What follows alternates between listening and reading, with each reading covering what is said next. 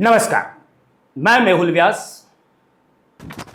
बाबा रामदेव, उनका एक वीडियो अभी एक दो दिन में उन्होंने खुद उसको पोस्ट किया है, शेयर किया है, जिस वीडियो में बाबा रामदेव जो योग गुरु से के नाम से जाने जाते हैं, वो घोड़े के साथ रेस लगाते हुए नजर आते हैं। तकरीबन 51-52 स्टेप्स दौड़ने के बाद, भागने के बाद बाबा रुक जाते हैं, ठहर जाते हैं और घोड़ा आगे निकल जाता है। वैसे बाबा घोड़े को जीतने देते हैं। वह नज़दीक में पतंजलि की दवाइयाँ पड़ी थी, इसलिए बाबा ने घोड़े को जीतने दिया और वो वहाँ पर खड़े रहे।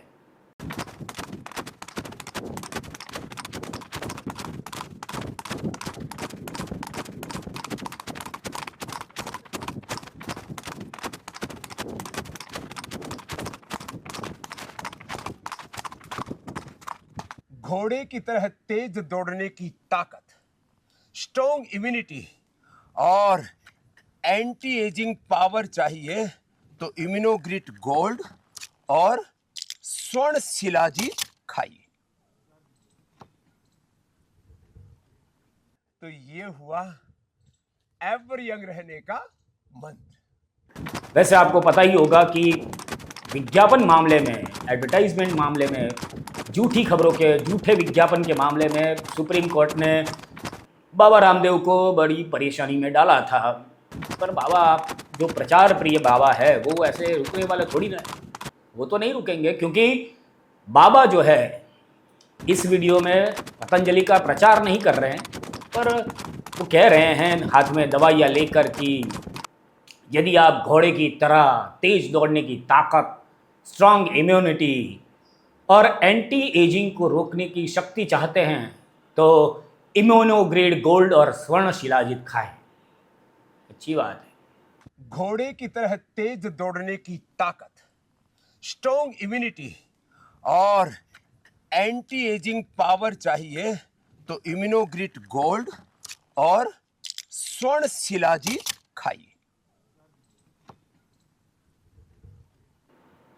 बाबा का वीडियो देखकर आश्चर्य होता है कि यार बाबा इतनी महंगाई के ज़माने में लोग जो है वो गधे की तरह काम कर रहे हैं, तो भी लोगों का पूरा नहीं हो रहा है। तो वो ये घोड़े के साथ भागने का तो उनके पास टाइम ही कहाँ होगा। ठीक है, वैसे बाबा एक बात है कि जो गरीब वर्ग है उनको घोड़े के साथ भागना परवड़ेगा नहीं। जो मध्यम वर्ग है उनके पास घोड़े के साथ भागने का समय नहीं है, और जो अमीर है, जिन्हें आप बहुत अच्छी तरह से जानते भी हैं, वो तो किसी भी घोड़े को अपने इशारों पे नचा ही सकते हैं। तो बाबा आपने ये प्रचार करने के लिए जो कॉन्सेप्ट चुना है, वो मुझे लगता है कि ठीक नहीं है। फालतू में घोड़े को भगाया और आप भी फालतू में भागे। पर ठीक है, वीडियो देखकर मुझे जो सवाल हुआ दर्शक मित्रों, वो ये था कि वैसे आमतौर पर हम बातें करते हैं तो ऐसा समाज में देखा जाता है कि जो शिलाजीत है उसका प्रयोग ज़्यादातर शारीरिक संबंध के मामले में पुरुष की ताकत को बढ़ाने के लिए किया जाता है। किसी पुरुष को कहा जाता है कि अगर शारीरिक संबंध में सक्षम होना है, ताकतवर होना है, तो जाके शिलाजीत खाओ, शिलाजीत ले आओ। और हिल स्टेशन पर भी हम जाते हैं तो वहाँ पर भी वो शिलाजीत बेचने वाले यही सारी बातें करके हमें शिलाजीत खिलवाने के लिए, खरीदवाने के लिए मजबूर करते हैं, या पटाते हैं, या मनाने की कोशिश करते हैं। तो इस स्थिति में बाबा को स्वर्ण शिलाजीत खाने की जरूरत क्यों पड़ी? बाबा को खाने की क्या जरूरत?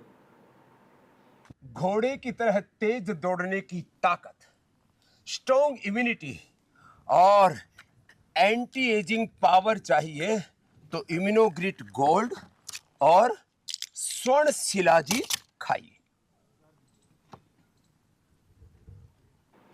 आप ऐसा वैसा मत सोचिए।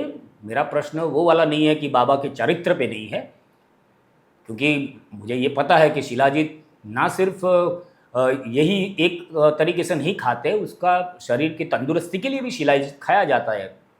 तंदुरुस्ती के लिए बाबा जी खा रहे हैं ऐसा लग रहा है। बाबा का कहना ऐसा है कि आप घोड़े की तरह मजबूत रहिए, उसके लिए शिलाजीत खाइए। तो अगर बाबा शिलाजीत तंदुरुस्त रहने के लिए खा रहे हैं, तो फिर योगा का क्या? यानी बाबा अब तक जो योग गुरु बाबा रामदेव है वो योगा का प्रचार करके ही है, और उन्होंने बताया कि योगा करेंगे तो तंदुरुस्त रहेंगे, और वो योग करवाते भी हैं, सुबह सुबह 4:30-5 बजे उठकर भी योग करवाते हैं।